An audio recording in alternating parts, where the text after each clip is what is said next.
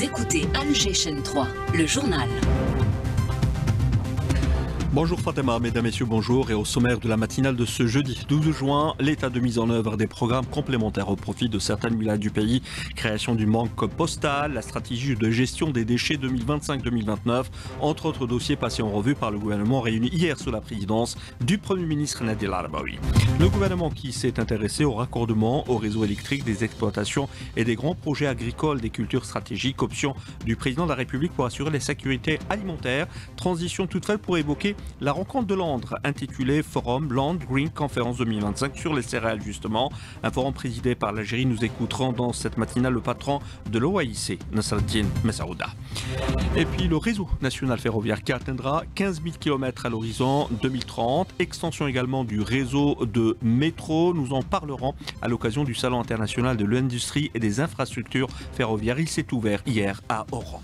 La rencontre, la réunion de Genève, conférence internationale du travail, session marquée par l'adhésion de la Palestine en tant que membre observateur au sein de l'OIT. Décision saluée par le secrétaire général de l'UGTA, Amar Takjout, qui a plaidé pour la réduction des inégalités nord-sud. Et à propos de la Palestine, l'entreprise génocidaire sioniste qui se poursuit, au moins 31 Palestiniens tombent en martyrs et 200 autres blessés durant la journée d'hier suite aux tirs des chars et de drones sionistes sur des milliers de citoyens qui allaient chercher de la nourriture au centre d'aide américain. Dans le dossier sahraoui, le représentant permanent adjoint de l'Algérie auprès des Nations Unies, Toufir El Aïd Koudri, qualifie l'intervention de la délégation marocaine devant le comité spécial de décolonisation de l'ONU de tentative de falsification, de réécriture de l'histoire et d'imposition de la politique du fait accompli. Il y aura également du football, suite de la 28e journée de Ligue 1 de football, le Moudia d'Alger, qui aura à cœur de franchir un pas de plus vers un nouveau titre en affrontant l'Espérance de Mostaganem. Mesdames, Messieurs, bonjour. Le gouvernement s'est réuni hier sous la présidence du Premier ministre Nadi El Arabaoui. À l'ordre du jour, l'examen de l'état de mise en œuvre des programmes complémentaires au profit de certaines wilayas du pays, la modernisation des services bancaires, le projet de création d'une banque postale sous la forme d'une filiale d'Algérie Post et le plan national de la stratégie de gestion des déchets 2025-2029. Les détails avec Linda Boadma. Le gouvernement a examiné en premier le programme complémentaire au profit de certaines wilayas du pays de manière à réduire les disparités en matière de développement et propulser ainsi leur dynamique économique et sociale.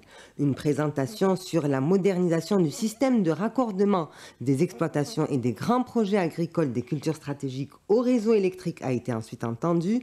Autre secteur à moderniser et qui a retenu l'attention du gouvernement, un secteur éminemment stratégique aussi, le secteur financier. Une communication sur le projet de création d'une banque postale sous la forme d'une filiale d'Algérie Post a été présentée. Ce projet, selon ses initiateurs, contribuera à inciter au recours aux services bancaires et à les améliorer. Sur un autre volet, le gouvernement s'est félicité du bon déroulement de l'examen du brevet de cette année. Et enfin, le gouvernement a entendu une communication sur un plan quadriennal de gestion des déchets. Il s'agit dans ce plan de réduire notre production de déchets, d'améliorer le système de tri et de recyclage, de créer des emplois et de préserver l'environnement.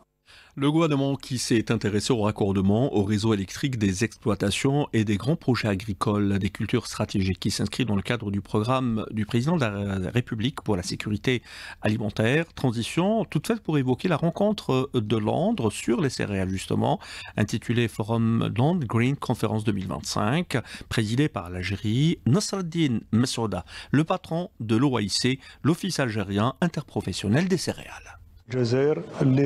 L'Algérie a depuis des années un programme dédié à garantir sa sécurité alimentaire. Il comprend l'augmentation de sa production nationale, sa diversification, mais aussi à assurer l'importation pour l'Algérie de quantités suffisantes de céréales et de légumes secs. Rappelons dans ce contexte que l'Office national des terres agricoles a annoncé hier le lancement des inscriptions via sa plateforme numérique au profit des jeunes et des investisseurs désirant accéder au monde de l'agriculture et bénéficier de terres pour leur mise en œuvre d'une superficie globale de plus de 54 000 hectares répartis à travers les wilayas de Tamraset Al-Bayad et Sidi Bel Abbas. Autre rencontre, la réunion de Genève, la conférence internationale du travail. Une session marquée par l'adhésion de la Palestine en tant que membre observateur au sein de l'OIT. Décision saluée par le secrétaire général de l'UGTA, Amar Takjout, qui a plaidé à l'occasion pour la réduction des inégalités nord-sud. Nous apprécions hautement le rôle historique de l'OIT dans l'amélioration des conditions d'emploi et de vie de centaines de millions de travailleurs et de leurs familles à travers le monde, grâce aux normes qu'ils ont produites et les textes Tondiculo. Cependant, nous considérons que beaucoup reste à faire au vu de l'augmentation de la pauvreté et des inégalités dans le monde, tant au sein des pays, contre les pays du Nord et du Sud. Nous nous inquiétons également de la dégradation continue de l'environnement et des catastrophes climatiques qui en résultent, lesquelles affectent d'une manière disproportionnée les pays du Sud. Sans oublier l'impact négatif des mutations technologiques rapides et de l'intelligence artificielle sur la nature des relations de travail. Et nous vous disions titre, Oran abrite depuis hier la première édition du Salon international de l'industrie et des infrastructures ferroviaires. 22 exposants nationaux et étrangers y prennent part. Loumireda, directeur de la SEMA, la société d'exploitation du métro d'Alger, rencontré en marge de la première journée, il revient sur les nouvelles lignes de métro et le renforcement du parc roulant. Il est au micro de notre correspondant permanent à El Bahia, Hamza Belmadani. Les grands projets à venir Inch'Allah 2026-2027 مشروع اللي يروح بينا حتى الايروبور فيها 9 محطات والمشروع الثاني يعني البرقي فيها 6 ستاسيون فيها ابوبري قريب 7 كيلومتر. Génie civil est finalisé à 100%. Il y a les systèmes qui sont en train d'installer. La troisième extension aussi, elle est aussi importante, c'est concerne Place des Martyrs, Babloua de Wetkhouresh. Ça sera peut-être en 2027. Les travailleurs, 100% algériens, on transporte 150 000 voyageurs jour. 2024, on a battu le record de 50 millions de voyageurs transportés. On compte acheter encore 23 trains. L'appel d'offres, on va le lancer incessamment. Au courant de 2026, on va commencer à réceptionner Inch'Allah. Et puis le réseau national ferroviaire qui atteindra 15 000 km à l'horizon 2030. Le secrétaire général du ministère des Transports, Jamal Eddin Abdelghani Dridi, rend depuis le salon toujours l'international de l'industrie et des infrastructures ferroviaires qui s'est ouvert hier à Oran. Dridi a indiqué que le réseau ferroviaire national s'étend actuellement sur environ 5 000 km. Congé de maternité, il passe désormais à 5 mois. Faisal Ben Taleb, le ministre du Travail, s'exprimait hier lors de la présentation d'un exposé sur un texte de loi modifiant et complétant la loi relative aux assurances sociales devant la commission Santé, Affaires sociales, Travail et Solidarité nationale au Conseil de la Nation. Les propos sont recueillis par Ibtihal Adona. Le projet de loi que je présente reflète une vision consciente et globale de la protection de la femme travailleuse dans le cadre de l'assurance maternité. Il traduit la volonté ferme du président de la République de renforcer la protection des nourrissons et de leurs mères salariées en leur permettant de bénéficier d'une période suffisante pour se rétablir et prendre soin de leur nouveau-né. Le projet contient des dispositions à forte portée sociale et humaine en faveur des mères salariées affiliées à la sécurité sociale qui accouchent d'un enfant atteint d'un handicap, d'une malformation congénitale ou d'une maladie grave, nécessitant un accompagnement obligatoire ou une intervention médicale. Il s'agit de leur permettre de bénéficier, après avoir achevé les 150 jours de congé de maternité, d'une prolongation initiale de 50 jours, accordée immédiatement après la fin de la période légale de congé. Il est 7h09 sur les ondes d'Al-Jushan 3. Au moins 31 Palestiniens sont tombés en martyrs et 200 autres ont été blessés durant la journée d'hier, suite aux tirs de chars et de drones sionistes sur des milliers de citoyens qui allaient chercher de la nourriture au centre d'aide. Le point avec Mohamed Abou Obeid, journaliste contacté par Linda Hamad. Les Palestiniens affamés à cause du blocus israélien et du siège imposé au peuple palestinien arrivent à ces points de distribution et sont surpris de ne trouver qu'un nombre très limité d'aides humanitaires qui ne couvrent que 1% des besoins. Le peuple palestinien arrive à ces points et se retrouve également confronté à des tirs violents, des obus d'artillerie, en plus de drones de type quadcopter et de snipers, malgré le très grand nombre de personnes venues chercher de l'aide. Et un pays qui a opté pour la normalisation avec l'entité sioniste, le Maroc. Voilà ce qui nous amène à évoquer le dossier sahraoui. Le représentant permanent adjoint de l'Algérie auprès des Nations Unies, Toufiq El Aïd Khoudri, a qualifié l'intervention de la délégation marocaine devant le comité spécial de la décolonisation de l'ONU concernant la question sahraoui de tentative de falsification, de réécriture de l'histoire et d'imposition de la politique du fait accompli. Alors que se tenait la réunion de la commission décolonisation de l'ONU, plusieurs pétitionnaires plaident depuis New York pour l'autodétermination du peuple sahraoui. Ahmed Mohamed, responsable de la diaspora sahraoui en France, joint par Linda Hamad. À l'occasion de la tenue, ces jours-ci, d'une session du comité spécial de décolonisation des Nations Unies, la diaspora sahraoui en France réitère son attachement aux droits du peuple sahraoui à l'autodétermination dans le strict respect des résolutions des Nations Unies. La seule solution réside dans le plan de paix des Nations Unies accepté et signé par les deux parties en 1991 sous les auspices de l'ONU et de l'Union africaine.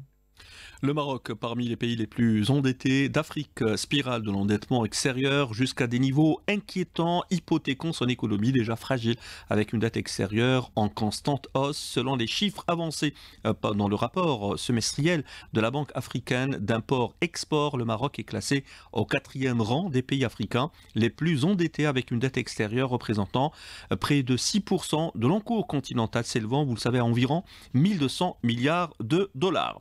Dans le dossier malien, l'homme politique malien Aliou Boubacar Diallo créé en exil le Front patriotique de résistance pour réclamer le retour à l'ordre constitutionnel au Mali, au moment où l'autorité de transition a ordonné la dissolution des partis politiques.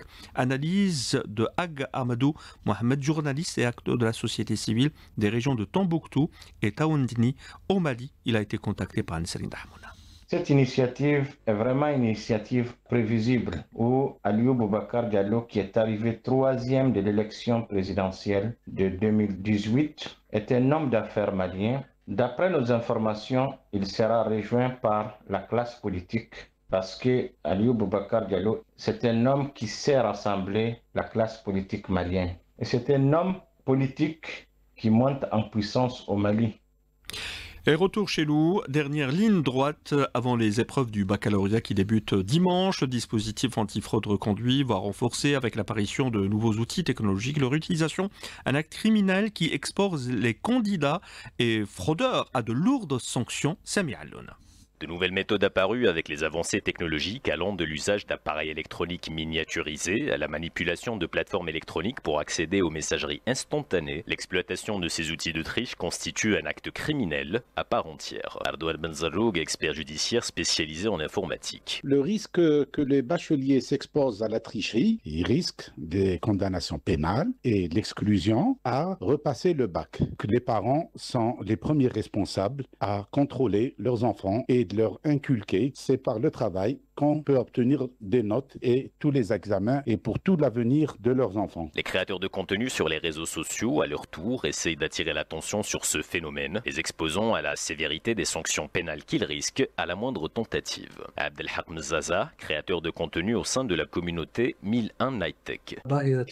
Concernant le phénomène de la triche, nous œuvrons à diffuser un discours dissuasif afin d'inciter les candidats à exploiter pleinement ces technologies durant la phase de révision et non le jour de l'examen du baccalauréat. Échouer à l'examen et le repasser l'année suivante reste toujours préférable à l'option risquée, malhonnête et condamnable qui est la triche.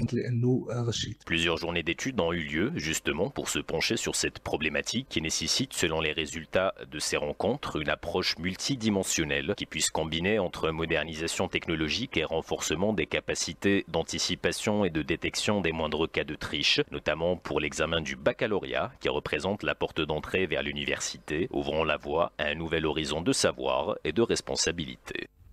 Placé sous le thème de la contribution de l'artiste dans le mouvement de libération nationale, le forum de la mémoire au journal Moujahid initié par l'association Mash'al Shahid a été marqué par le témoignage de l'une des membres de la troupe artistique du FLN, Safia Khlis, épouse du Moujahid de Feu Kouassi. Dès la création de la troupe par le FLN, elle a été mobilisée en qualité de costumière pour les pièces théâtrales des révolutionnaires algériens. À l'instar de tous les artistes mobilisés pour la cause nationale, son rôle est élargi à la comédie et à la chanson, un devoir national qui s'imposait, rappelle-t-elle. Elle est au micro de Hanan Seizi. C'est le front finalement qui a décidé de la présence de la troupe. C'est comme ça qu'on a été intégré dans la troupe et puis on se retrouvait à Tunis. Alors les premiers, Mustafa Katseb, c'est lui le directeur de la troupe. Et il y a eu Taha Lamiri, qui a fait beaucoup pour la troupe, qui a créé les pièces qui ont été jouées. Il y a beaucoup de musiciens, Ahmed Wehbi, Sida Lekwiret, Taha Laouad.